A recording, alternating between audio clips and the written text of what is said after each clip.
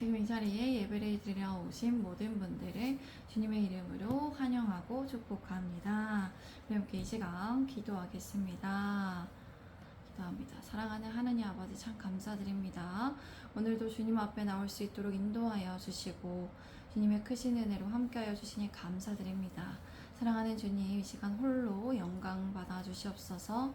주님을 예배합니다. 주님 높임 받아 주시옵소서. 사랑하는 하나님 아버지, 하나님 말씀을 듣는 우리에게 주님의 말씀을 들을 수 있고 깨닫고 순종할 수 있도록 성령님의 은혜와 지혜로 함께 하여 주시옵소서. 주님을 의지합니다. 주님을 신뢰합니다. 감사드립니다. 주님 사랑합니다. 예수 그리스도의 이름으로 기도드립니다. 아멘. 오늘 설교의 주제는 왕 대신 하나님의 자녀로서 해야 할 일입니다. 왕 대신 하나님의 자녀로서 해야 할 일입니다. 제가 신명기 17장 14절에서 15절까지의 말씀 먼저 읽겠습니다. 네가 네 하나님 여호와께서 네게 주시는 땅에 이르러 그 땅을 차지하고 거주할 때 만일 우리도 우리 주위의 모든 민족들 같이 우리 위에 왕을 세워야겠다는 생각이 나거든.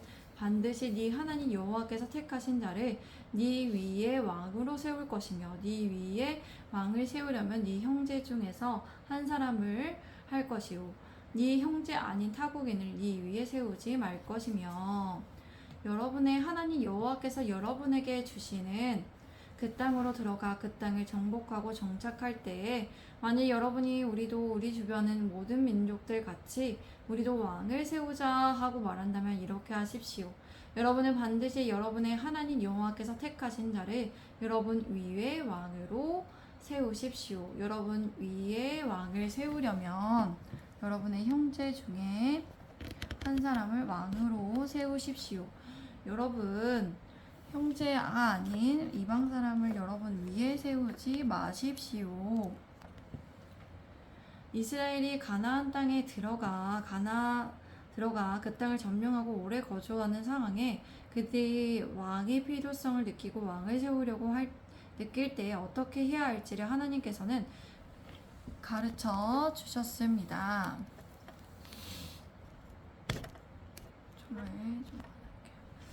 가르쳐 주셨습니다. 이스라엘 주변의 국가들에게는 이미 왕정 제도를 갖추고 있기 때문에 이스라엘 또한 우리도 이와 같이 해달라고 말할 수 있었습니다.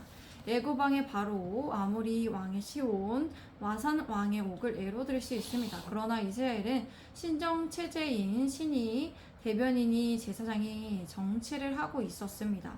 이스라엘은 신의 산에서 하나님과의 언약을 맺고 하나님의 백성이 되었기 때문입니다.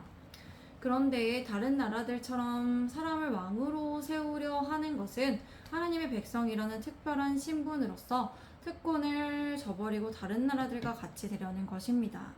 왕을 세우려는 요구는 하나님과 이스라엘이 맺은 언약의 관계에 위기를 가져올 수 있는 것입니다. 그럼에도 왕을 세워야 한다면 그들이 반드시 지켜야 할 조건의 말씀이 있었습니다. 그들이 왕을 세울 때 그들이 마음에 들고 원하는 사람을 뽑으면 안 됩니다.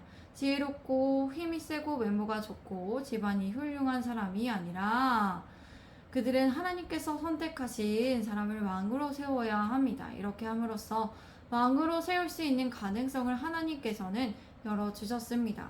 왕정체제는 하나님께서 허락하여 주신 것이 아니라 허락하여 주신 것이므로 필수가 아니었다는 것이 허락하여 주셨던 것이지 선택사항이지 필수가 아니었습니다. 그들은 반드시 하나님께서 선택하신 사람을 왕으로 세워야 했습니다. 이 사람이 왕의 자격을 갖춘 사람입니다 라고 그렇게 얘기해도 그 사람은 하나님께서 선택하신 사람이 왕의 자격을 갖춘 사람이기 때문에 하나님의 선택은 선지자의 기름 부음으로서 드러나는 거기 때문에 사람의 기준이 아니라 하나님의 선택으로서 드러나야 했습니다. 또 이스라엘은 타국인인 이방 사람이 아니라 그들의 형제들이 이스라엘의 혈통 가운데 왕을 세워야 합니다. 그런 이유는 외국인은 여호와의 신앙과 하나님의 백성이라는 연대감이 없는 사람이기 때문이에요. 우리 함께 16절에서 17절 말씀 읽겠습니다. 시작. 그는 병마를 많이 두지 말 것이요 병마를 많이 얻으려고 그 백성을 애굽으로 돌아가게 하지 말 것이니 이는 여호와께서 너희에게 이르시기를 너희가 이후에는 그 길로 다시 돌아가지 말 것이라 하셨음이며 그에게 아내를 많이 두어 그의 마음이 미혹되게 하지 말 것이며 자기를 위하여 은금을 많이 쌓지 말 것이니라. 여러분의 왕은 병마인 말을 많이 소유하지 마십시오. 말을 더 얻으려고 이스라엘 백성을 이집트로 돌아가게 하지 마십시오. 하나님께서는 여러분에게 이르시기를 여러분은 이후에는 다시 그 길로 돌아가지 말라고 하셨습니다. 왕은 아내를 많이 두지 마십시오. 그래야 그의 마음이 미혹이 되어 돌아서지 않을 것입니다. 왕은 자기를 위하여 은과 금을 많이 모아두지 마십시오. 왕은 말을 많이 가져서는 안 됩니다. 고대 전투에서는 말은 어떤 역할을 했습니까? 일정한 규모의 군대의 조직을 형성하는 부대를 구성할 수 있었고 전쟁에 쓰는 수레인 병거를 끄는 역할을 했습니다. 지금의 현 시대는 탱크와 전투기와 핵과 같은 역할을 했다는 것이에요.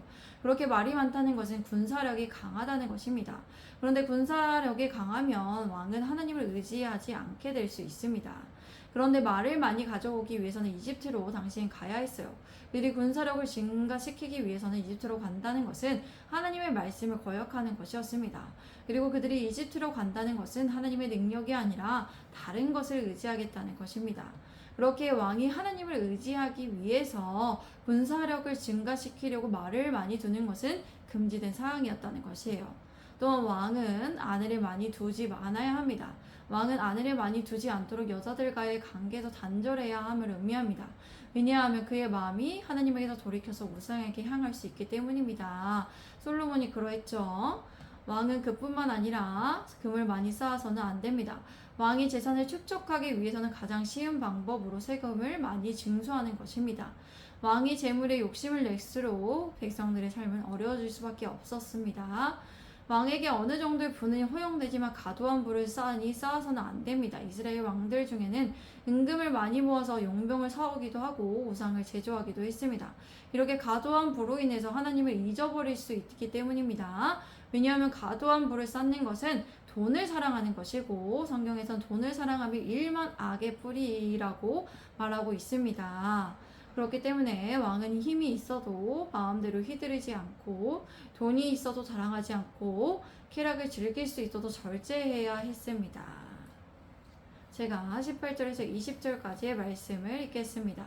그가 왕위에 오르거든 이 율법서의 등사본을 레위 사람 제사장 앞에서 책에 기록하여 평생에 자기 옆에 두고 읽어 그의 하나님 여호와 경외하기를 배우며 이 율법의 모든 말과 이 규례를 지켜 행할 것이라.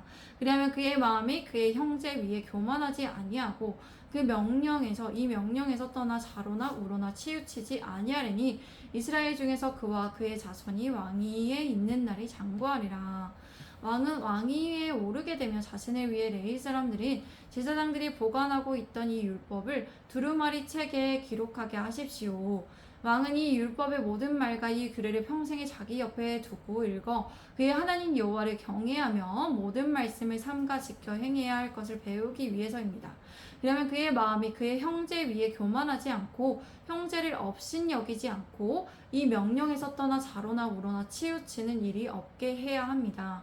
그러면 이스라엘 중에서 그와 그의 자손들이 이스라엘이 자기의 왕권을 오랫동안 유지할 수 있을 것입니다.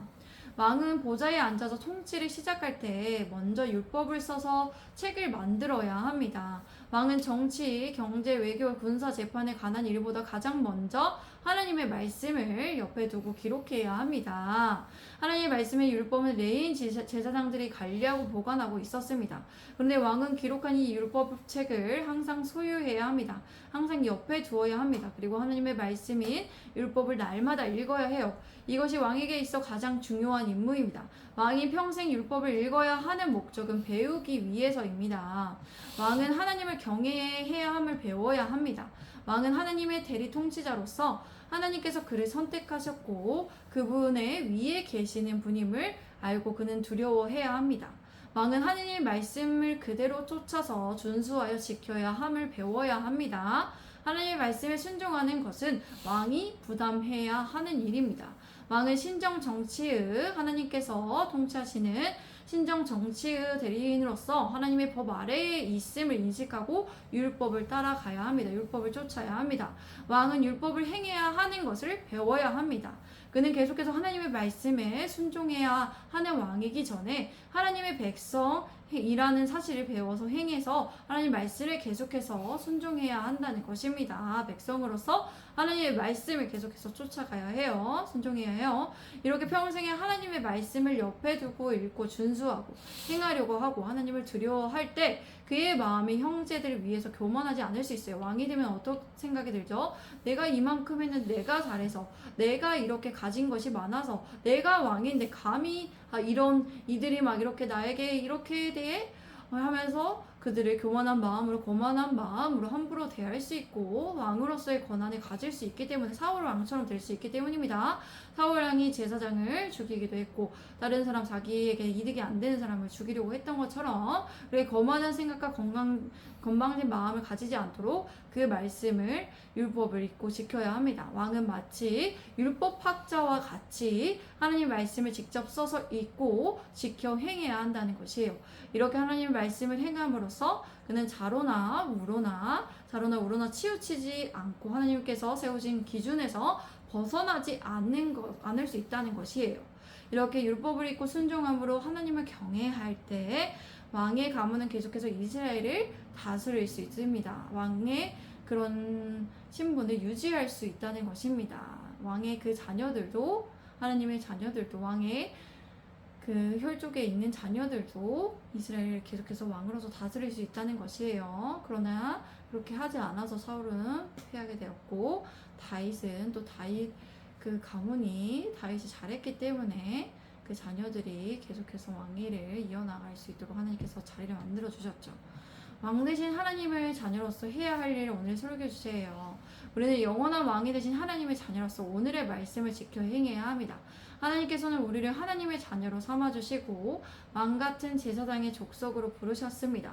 우리는 이 사실을 기억해야 합니다. 하나님을 늘 경외함으로 평생에 하나님의 말씀을 늘 곁에 두며 쓰고 읽고 지켜 행하는 것을 우리가 배워야 한다는 것입니다. 그래야 우리가 교만하지 않고 겸손함으로 하나님의 자녀로서 복된 삶을 이어나갈 수 있습니다. 우리의 자녀들이 하나님의 자녀로서 왕의 자녀로서 살아가려면 우리가 계속해서 하나님의 말씀을 옆에 두고 읽고 쓰고 또 하나님의 경외함을 배우고 준수하고 행해야 한다는 것입니다. 잊지 마세요. 그래서 우리 예수님의 제자된 성도분들이 세상에 다른 어떤 정말 힘과 능력을 의지하지 않고 하나님만을 의지하고 남자나 여자에 유혹되지 않고 은과 금을 많이 두지 않고 절제하며 살아가시길 바랍니다. 그리고 늘 무엇을 하든지 하나님의 말씀에 기준하여 생각하고 고민하여 선택하고 결정하시기 바랍니다. 그러기 위해서 하나님의 말씀을 늘 부지런히 배우시기 바랍니다. 우리 함께 이 시간 기도하겠습니다. 사랑하는 하나님 아버지 참 감사드립니다. 우리를 하나님께서 왕같은 제사장의 족속으로 세워주셨습니다.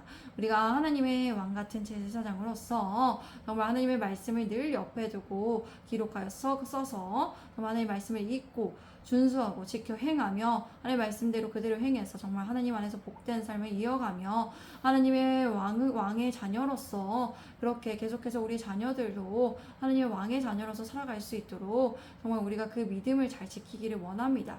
주님, 우리 예수님의 제자된 교회 왕같은 제사장으로서 족속으로 살아갈 수 있도록 도와주시고 붙들어 주시옵소서. 그렇게 결단합니다. 주님을 의지합니다. 주님, 사랑하는 주님, 계속해서 기도합니다. 예수님의 제자된 교회를 세워가는 것에 있어서 모든 필요한 힘과 능력과 지혜와 지식과 인내와 믿음과 재정과 물질과 은혜를 주님 풍성하게 채워주시옵소서. 예수님의 제자된 교회를 세워가는 것에 있어서 모든 일과 관계와 절차 등이 주님 안에 수월하게 순조롭게 이루어질 수 있도록 주님 주관하여 주시고 도와주시옵소서. 주님을 의지합니다. 신뢰합니다. 주님 맡겨드립니다. 주님 감사드립니다. 사랑합니다. 이 모든 말씀 우리 구주 예수 그리스도의 이름으로 기도드립니다. 아멘. 우리 하나님께 영광의 박수 올려드립니다. 주님 홀로 영광 받아주시옵소서. 아멘. 오늘도 함께 해주셔서 감사합니다. 샬롬.